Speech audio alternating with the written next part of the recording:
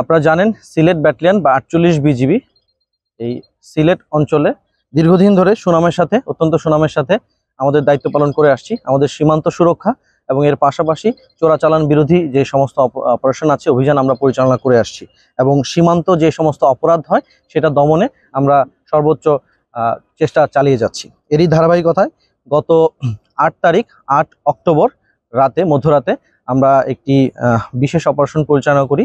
এটা আমাদের কোম্পানিগঞ্জ উপজেলার অধীনে সীমান্তবর্তী এলাকা থেকে আমরা বেশ কিছু মদের চালান আটক করতে সক্ষম হই।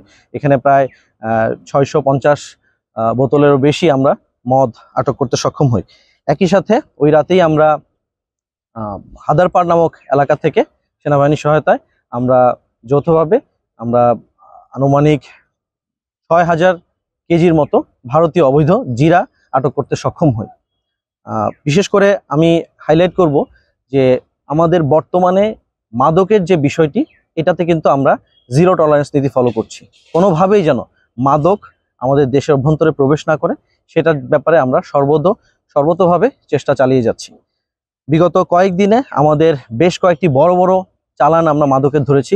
একটা চালানে ছিল উৎমার ছড়া থেকে, উৎমার জায়গা থেকে আমরা কোম্পানিগঞ্জের ভিতরে। তো আমরা দেখছি যে কোম্পানিগঞ্জের ভিতরেই এই জায়গাটা দিয়ে মাদকের চালানটা একটু বেশি হচ্ছে। সেখানে আমরা 1500 বোতলেরও বেশি মাদক দ্রব্য আটক করতে সক্ষম হই। আমরা এই অঞ্চল দিয়ে গত কয়েক মাসের যদি পরিসংখ্যান বলি, এবছরই আমরা ভারতীয় মদ প্রায় 14,000 বোতলেরও বেশি ভারতীয় মদ, ফেন্সিডিল 2000 বোতলের বেশি, এছাড়াও ভারতীয় বিয়ার, গাঁজা এবং ইয়াবা, বেশ কিছু ইয়াবা আটক করতে সক্ষম হই। আমাদের অনেকেরই একটু জানার সীমাবদ্ধতা থাকতে পারে, আমরা কিন্তু বেশ কিছু মোবাইল ফোন এবং বিশেষ করে মোবাইল ডিসপ্লে প্রচুর পরিমাণে আটক করেছি। অনেকগুলো প্রেস ব্রিফিংয়ে হয়তো আমরা যখন প্রেস ব্রিফিং করি বা প্রেস রিলিজগুলো যখন দেই বড় একটা চালানের ক্ষেত্রে, সেক্ষেত্রে হয়তোবা এই বিষয়গুলো আসে না। বাট আমরা প্রতিনিয়তই আমাদের মোবাইল ফোন এবং মোবাইল ডিসপ্লে এগুলো আমরা আটক করছি এবং আমরা বেশ কিছু আটক করেছি ইতিপূর্বে। বস্তা, কার্টুন এগুলোর মধ্যে থাকে এবং চোরা কারবারিরা এটা সীমান্তবর্তী জায়গায়, এটা আপনারা জানেন যে এই চোরা কারবার আসলে আমাদের নিজস্ব আমাদের যে চোরা কারবারিরা এটা একাই করতে পারে না। এটা পার্শ্ববর্তী দেশেরও একটা কোনো একটা কারণে হয়তোবা তারা এই বিষয়গুলোকে কোনোভাবে নিয়ে আসে।